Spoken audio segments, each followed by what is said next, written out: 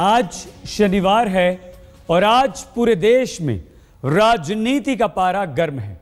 दिल्ली से लेकर उत्तर पूर्व तक और उत्तर पूर्व से लेकर गुजरात तक। एक तरफ नरेंद्र मोदी उत्तर पूर्व में पहली बार चुनाव प्रचार कर रहे हैं और भारत के वास्तुशास्त्र के आधार पर उत्तर पूर्व की महत्ता बता रहे हैं, तो वहीं राहुल गांधी नरेंद्र मोदी के गढ़ में चुनाव प्रचार कर इशारों ही इशारों में लोगों के उल्लू बनाने वालों से बचने की सलाह दे रहे हैं। और दिल्ली में केजरीवाल संविधान की परिभाषा में उलझे हुए हैं। मतलब यह हुआ कि आज पूरा दिन राजनीति हो रही है। नरेंद्र मोदी की आज 3 रैलियां हैं, 3 सभाएं हैं, तो राहुल गांधी उन्हीं के गढ़ में बारदौली में पहुंचे थे, रोड शो वहां पर किया और जब बोलने खड़े हुए तो आज उनके निशाने पर सिर्फ और सिर्फ नरेंद्र मोदी थे। नरेंद्र मोदी के बारे में राहुल गांधी ने कहा कि वो विकास का दिखावा करते हैं। नरेंद्र मोदी पर कटाक्ष करते हुए कहा कि भ्रष्टाचार गुजरात का नरेंद्र मोदी को नजर नहीं आता, देश का नजर आता है। वहीं आज पहली सभा जो हुई नरेंद्र मोदी की वो इम्फाल में हुई और अब से कुछ देर पहले गुवाहाटी में, लेकिन शाम को वो पहुंच जाएंगे चेन्नई।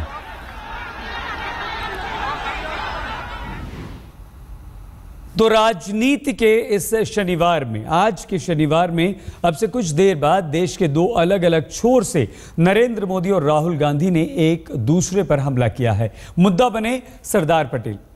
राहुल ने मोदी के सरदार पटेल की मूर्ति बनाने के प्लान पर निशाना साधा, तो वहीं नरेंद्र मोदी ने सरदार पटेल पर कांग्रेस के दावे पर निशाना साध दिया। देखिए क्या कहा इन दोनों ने सरदार पटेल पर। यहां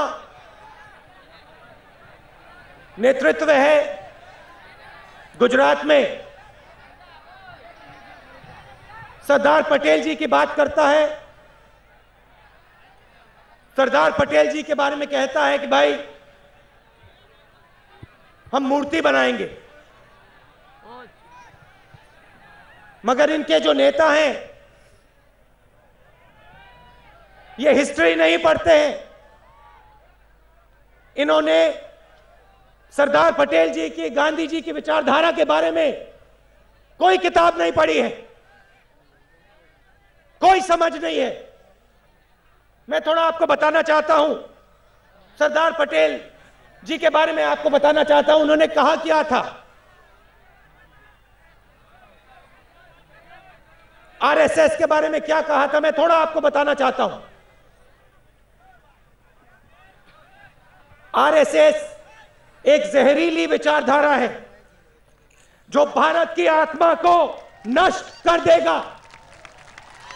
सरदार पटेल ने कांग्रेस पार्टी में पूरी अपनी जिंदगी दी, गरीबों की लड़ाई लड़ी, पूरी जिंदगी लड़ाई लड़ी। उसके बारे में नहीं पढ़ा, उसके बारे में नहीं सोचा, अब मूर्ति बनाना चाहते हैं। जब कांग्रेस के लोग मुझे सवाल पूछते हैं कि मोदी जी आप तो आरएसएस वाले हो, भाजपा वाले हो, और आप सरदार पटेल का इतना बड़ा स्टैच्यू बनाने जा रहे हो, स्टैच्यू ऑफ यूनिटी बनाने जा रहे हो। मेहरबान, आपके लिए सरदार वल्लभ भाई पटेल दल के नेता होंगे, हमारे लिए सरदार वल्लभ भाई पटेल देश के नेता है, दल के नहीं, देश के। सरदार वल्लभ भाई को, जिन्होंने देश को एक किया, उस महापुरुष के महान काम को कांग्रेस के नेता कभी भी स्वीकार करने को तैयार नहीं है। और यही हमारी सफलता है कि 60 साल तक जिस महापुरुष को आपने भुला दिया था, हमने आपको मजबूर किया है, दिन रात उसके नाम के गीत गाने के लिए मजबूर कर दिया। अपनी रैली में राहुल गांधी ने नरेंद्र मोदी के चाय वाले बयान पर भी निशाना साधा।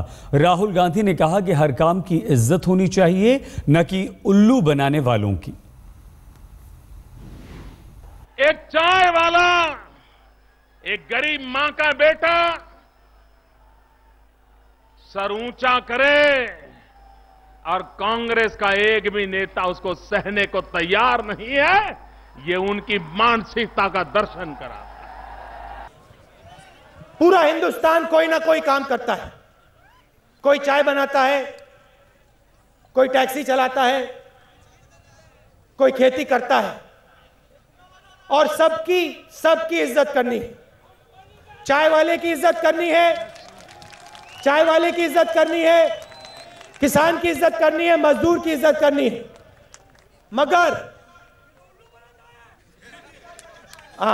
मगर जो उल्लू बनाता है उसकी इज्जत नहीं करनी। ये आपके शब्द हैं। दोनों एक दूसरे पर आरोप प्रत्यारोप करते रहे। शुरुआत राहुल गांधी की तरफ से हुई, लेकिन जब नरेंद्र मोदी गुवाहाटी में थे तो उन्होंने राहुल गांधी का जवाब दिया। राहुल गांधी ने नरेंद्र मोदी के विकास के दावों को खोखला बताया। मजे की बात यह कि राहुल के बयान पर मोदी ने असम में जवाब तुरंत दे दिया। दोनों ने क्या क्या कहा, आप खुद सुनिए। शिक्षा की बात होती है, शिक्षा की बात होती है भैया, शिक्षा जरूरी है। 13,000 सरकारी स्कूल गुजरात में बंद हुए,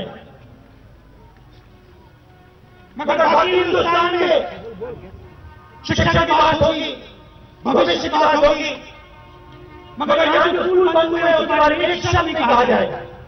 ऐसी 13,000 की सूची निकालो, उसमें जितने दलित को देना चाहिए, जितना ओबीसी को देना चाहिए वो भी सब कर लो, जितना हैंडीकैप को देना है वो भी कर लो। और कंप्यूटर ने लिस्ट निकाल दी, हमने कहा उसके घर ऑर्डर भेज दो, नो इंटरव्यू।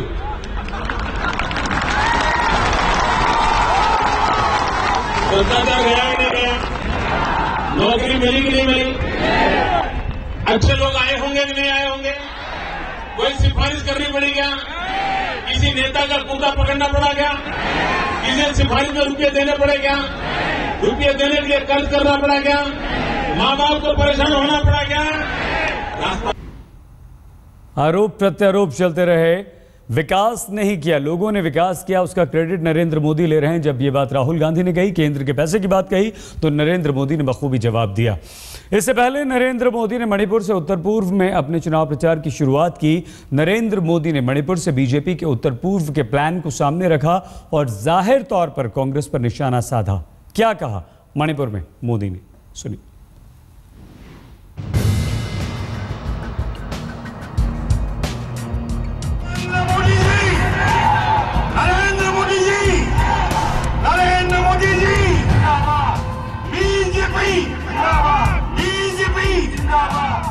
आज पहली बार देश के उत्तर पूर्व का परिचय बीजेपी के प्रधानमंत्री पद के उम्मीदवार नरेंद्र मोदी के वोट के वास्तुशास्त्र से हो गया। मोदी ने उत्तर पूर्व को भारत का ईशान कोण बता दिया। भारत जैसे विशाल देश में भी अगर वास्तुशास्त्र के रूप में देखा जाए तो अगर नॉर्थ ईस्ट भर का भला होगा तभी हिंदुस्तान का भला होगा। अपने प्रचार में मोदी हर बार कोई ना कोई नया जुमला गढ़ते हैं और इस बार भी उन्होंने उत्तर पूर्व के 7 राज्यों के साथ 7 बहनों वाले जुमले को 8 बहनों की अष्टलक्ष्मी बना दिया। सिक्किम को जोड़कर मोदी ने उत्तर पूर्व के 8 राज्यों को एक नया नाम दे दिया। 7 सिस्टर्स की बात करते थे, 7 राज्यों की चर्चा करते थे। अब सिक्किम को जोड़ने के कारण 8 राज्यों का समूह बना है। पहले हम 7 सिस्टर्स की बात करते थे। मैं आज कहना चाहता हूं ये भारत के भाग्य को बदलने वाली अष्टलक्ष्मी है, अष्टलक्ष्मी। चुनाव प्रचार के लिए मोदी देश के जिस राज्य में भी जाते हैं उसका वो गुजरात से रिश्ता जरूर निकाल लेते हैं। मणिपुर में भी यही हुआ। गुजरात भी कृष्ण भक्ति में डूबा रहता है, वहां भी रासलीला होती है, मणिपुर भी कृष्ण भक्ति में डूब रहता है, मणिपुर की रासलीला भी फेमस होती है। हमारा आपका नाता कुछ न कुछ तो है। और वैसे भी भगवान कृष्ण की शादी नॉर्थ ईस्ट में हुई थी, रुक्मिणी नॉर्थ ईस्ट की थी और कृष्ण गुजरात में रहते थे। मोदी बोले और उनके निशाने पर कांग्रेस ना हो, ये संभव नहीं। मोदी ने प्रधानमंत्री मनमोहन सिंह को उत्तर पूर्व का विकास नहीं करने के लिए कोसा। कहा 23 साल से प्रधानमंत्री उत्तर पूर्व से राज्यसभा चुनाव लड़ रहे हैं, लेकिन 23 साल में इलाके के लिए कुछ नहीं किया। 23 साल से भारत के प्रधानमंत्री यहां से चुन करके जाते हैं, राज्यसभा से, नॉर्थ ईस्ट से जाते हैं। 23 साल हो गए भाइयों बहनों। अरे दुनिया बदलने के लिए 5 साल काफी होता है। 23 साल हो गए, यहां की जिंदगी में कोई बदलाव नहीं आया। क्या जरूरत है ऐसे लोगों की? क्या जरूरत है ऐसे लोगों को बागडोर देने की? क्या जरूरत है बार बार उनको सत्ता में बिठाने की? उत्तर पूर्व में मोदी की मौजूदगी ना के बराबर है। मोदी की रैली उत्तर पूर्व में बीजेपी को जीत दिलाने से ज्यादा बीजेपी को पहचान देने की थी। इसलिए मोदी ने उत्तर पूर्व के लिए बीजेपी का रोड मैप लोगों के सामने रख दिया। रोड से लेकर जड़ी बूटी तक और आईटी से लेकर बांस के व्यापार तक मोदी ने उत्तर पूर्व के लिए अपनी योजनाओं की बौछार लगा दी। यहाँ के लोग अंग्रेजी जानते हैं, यहाँ के नौजवान भली भांति टेक्नोलॉजी जानते हैं, लेकिन मुझे समझ नहीं आता है कि ये आईटी का हब क्यों नहीं बन सकता है। हर्बल मेडिसिन एक्सपोर्ट का एक अभियान चलाया जाए तो हिमालयन रेंजिंग के जितने भी राज्य हैं, नॉर्थ ईस्ट के जितने राज्य हैं, वहां के जो मेडिसिनल प्लांट है, उस प्लांट के माध्यम से हम यहां के नौजवानों को वैल्यू एडिशन के काम में जोड़ करके बहुत बड़ा रोजगार दे सकते हैं। यहाँ के नौजवानों को रोजगार के लिए बाहर जाने की जरूरत नहीं पड़ती। मोदी की रैलियों में आमतौर पर बीजेपी खुद कैमरे लगाती है और लोगों की भीड़ भी दिखाई जाती है, लेकिन ये पहली बार हुआ कि मोदी बोले और भीड़ पर एक बार भी कैमरा नहीं गया। हालांकि मोदी ने भीड़ की बात कही, लेकिन सच ये है कि मोदी के भाषण से पहले उग्रवादियों ने बंद का आह्वान किया था और इसका असर रैली में आई जनता पर भी पड़ा। ऐसे में मोदी की उत्तर पूर्व की रैली कितनी सफल रही, ये कहना मुश्किल है। आज तक ब्यूरो।